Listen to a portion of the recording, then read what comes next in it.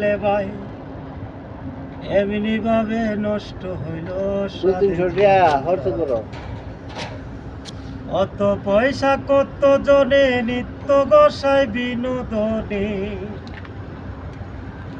অত পয়সা কত জনে নিত্য গোসাই বিনোদনে আমি কেবল ট্রেনে চলি দুঃখ নামের গানি শুনো এক রিক্সাওয়ালার জীবন কাহিনী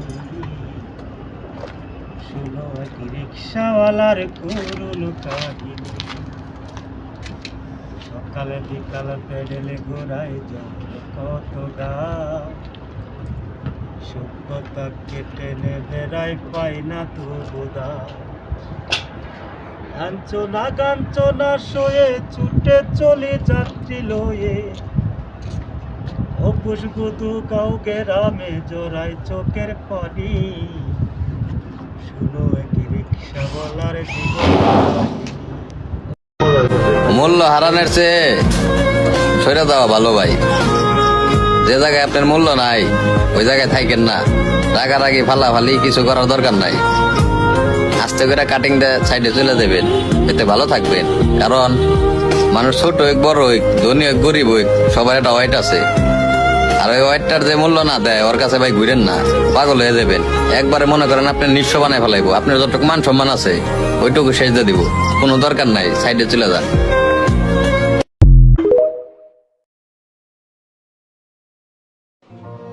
আমাকে নিয়ে মজা করো না, আমার জায়গায় দাঁড়িয়ে দেখো, দেখবে হাসতে ভুলে গেছো।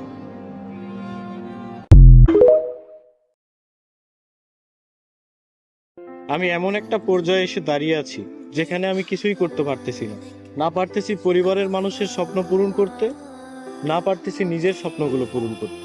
আসলে একদম জীবনটা আমার থমকে গেছে, আমি কিছুই করতে পারতেছি না। কি হচ্ছে আমার জীবনের সাথে, কেন হচ্ছে, এই হিসাবগুলো আমি মিলাতে পারতেছি না।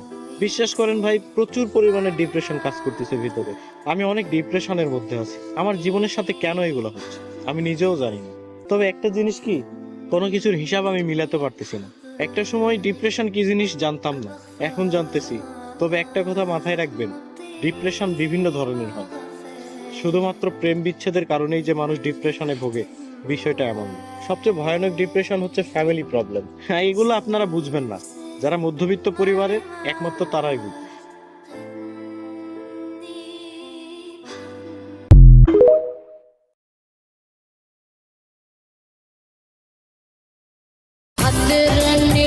অমানুষ দেখতে চাও আমাকে?